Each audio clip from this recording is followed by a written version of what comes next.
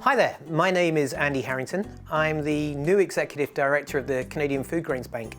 I had really hoped to be able to travel around the country and meet so many of you during this period as I'm learning about the organisation, but unfortunately, COVID. So here I am, and what I'm actually going to do is answer some of the questions that many of you have been sending in through our social media sites. So here we go. If you could eat only one thing for every meal for the rest of your life, what would it be? It would be my wife's pizza. She makes the best pizza, which we eat on Saturday nights around the TV. Where did I grow up? I grew up in England, as you can probably tell. I am not a native New Yorker, despite my accent. And I grew up just on the outskirts of a little town called London that some of you may have heard of. What are you most looking forward to as part of your new role? Well, actually it's the people. Whether it's those of you I can't meet because of COVID that I'm speaking to through this camera lens, or whether it's the people who are actually on the receiving end of what it is that you help us to achieve.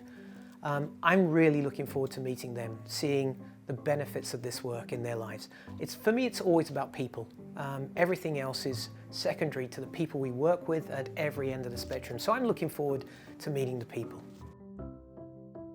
Why is ending hunger a cause that matters to you? Well, I once was with my wife in a Rwandan village in a school, and we watched a child walk across the playground and keel over and faint. When my wife ran to that child, we found that he hadn't eaten for 7 days and he was going to a lesson. How can we ever expect people to get ahead in any way in this world?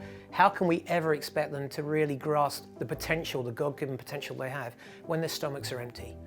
It's the crucial part of how we're going to see change come. And so ending global hunger is very much close to my heart, as I know it's also close to God's. What will you do to counter and contribute to eliminating systemic racism within the Food Grains Bank? That's a really important question. I think we all recognize that we have inbuilt biases. I certainly have one as a middle-aged white male. And I think we all recognize that there are many places in which systemic racism is baked into our society. I was very pleased to find that Food Grains Bank is already addressing that. It's actually having a consultation process at the moment to see how we can be better. And I'm very much looking forward to engaging in that process with them. Do you feel outreach to francophone Canadians is an important area for growth for the Food Grains Bank? Actually, I do. I think there are many ways in which we can all unite around the common cause of ending global hunger. And as I investigate more about what it means to be the Executive Director of this fine organisation, I'm really looking forward to connecting with communities across the country, including our francophone neighbours, to figure out how together we can do more around this cause. We know that you are a committed Christian. What is your faith background?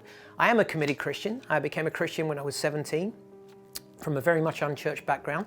I was worshipping amongst my friends at a lovely little chapel in London, where I come from. I've moved around the world a lot. I worked with Youth for Christ, and so I've actually attended a number of churches over the years, and I'm currently attending an Anglican church. So that's a little bit about me. I'm so sorry I didn't get to be able to do this in person with so many of you, but as we say, COVID is changing everything. I'm very much looking forward to engaging with you all in whatever way we can in the months and years to come. One simple way to do that is to check out our social media pages and follow us there.